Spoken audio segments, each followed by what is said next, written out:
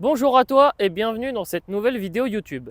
Aujourd'hui, nous allons parler des dépenses mensuelles en tant que frontalier, mais aussi de l'argent que l'on peut épargner tous les mois. Avant d'aborder toutes les dépenses mensuelles, voyons ensemble le salaire moyen en tant que frontalier. Pour ma part, je pensais qu'il était d'environ 4000 francs suisses par mois, mais pour être exact et partir sur une bonne base, je me suis renseigné directement sur Internet et j'ai trouvé le résultat suivant. 4382 francs suisses par mois. Voyons maintenant les dépenses mensuelles moyennes. Dans un premier temps, le plus cher, le loyer. Les loyers à la frontière suisse sont un peu plus élevés qu'à la normale. Pour cela, comptez environ 800 € par mois pour votre loyer. Bien évidemment, il peut être un petit peu plus bas si vous veniez à plusieurs pour vivre dans un logement, par exemple pour la colocation. Dans un second temps, il y a les déplacements pour se rendre au travail. Pour ma part, j'utilise ma voiture et cela me revient à environ 200 € de carburant par mois. Mais à cela, il faut ajouter les frais d'usure du véhicule, que ce soit révision, pneus, freins. Pour cela, comptez en moyenne 100 € par mois. Enfin, si vous décidez d'utiliser votre voiture comme moyen de transport, il faut bien évidemment penser à l'assurance voiture. Pour cela, comptez en moyenne 100 € par mois, ce qui nous fait, une fois additionné, un total de 400 € pour les déplacements par mois. Après avoir vu les déplacements, il faut bien se nourrir tous les mois.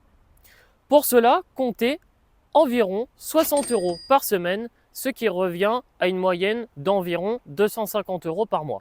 Ensuite, en tant que frontalier, il est obligatoire de souscrire à une assurance maladie. D'ailleurs, j'ai tourné une vidéo là-dessus et je vous mets la miniature juste à côté sur l'écran.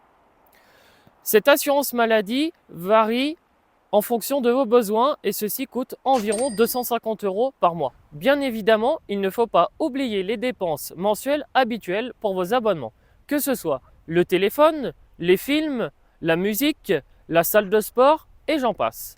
Pour cela, comptez en moyenne 80 € par mois. En tant que frontalier, vous allez beaucoup travailler, car en Suisse, on fait environ 45 heures par semaine. Il est donc bien de décompresser le week-end. Pour cela, comptez environ 50 € par week-end, ce qui fait environ 200 € par mois, dans des restaurants, dans des loisirs ou dans des activités d'hiver. Petite parenthèse pour ce qui est des dépenses annuelles. Lors de votre arrivée en Suisse, la première année, vous allez devoir payer votre permis de travail. Celui-ci coûte environ 65 francs, mais il peut varier en fonction des cantons. Dans un second temps, il y a la vignette autoroute. Celle-ci coûte 40 francs.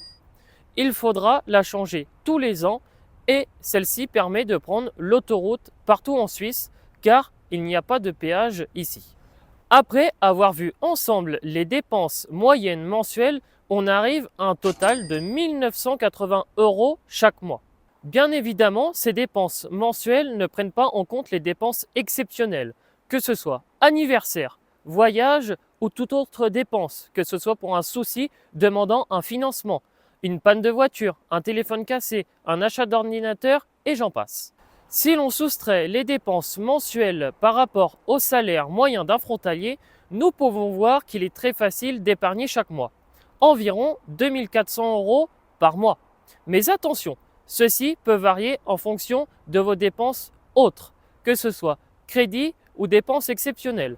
Si tu as une quelconque question, comme d'habitude, tu sais que tu peux m'envoyer un message privé sur mon Instagram qui s'affiche à l'écran.